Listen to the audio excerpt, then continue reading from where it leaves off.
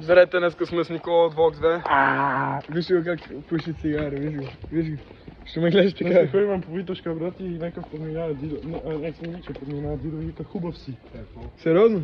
И ти какво каза? Да го духаш първо. Беше на ламче. На лаймче? Да. Кой набор изгледаше? Да. Никой да. Еми тук, ако го видиш сега момчето с пинк флойд тениската, напиши ми долу в коментарите, ще ти дам инстаграма му и егенето малко, не знам, ако искаш. Не знам. Сатана с Никола сме, кажи две имена и любим генг сайн и любим хоби. Първо две имена. Александър Цветков. Твоите имена? Да. Атанас Николов.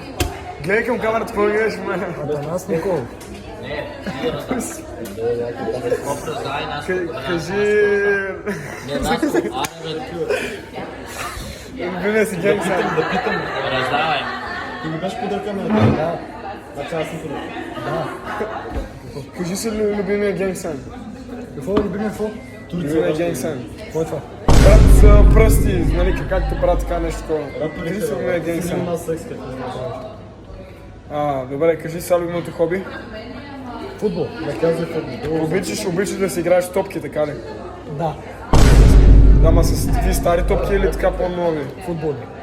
С петици топки. На 5 годишни топките си играеш. Не. Брат, все още. Ето го тук е момчето се връща в ефира.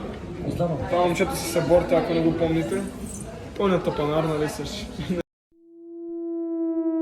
Дайте момчето, сега ще ви знаме предзадния път.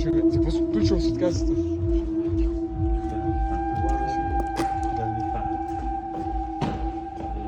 Ето тук, ето тук.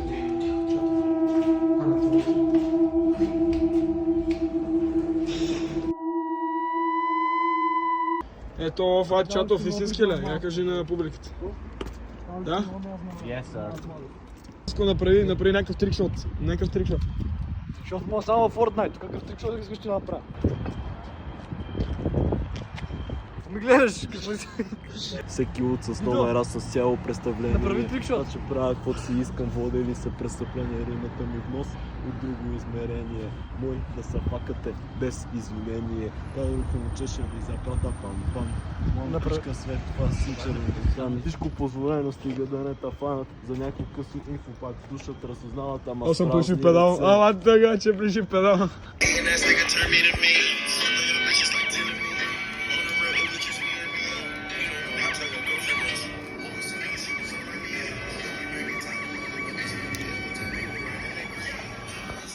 Let's go.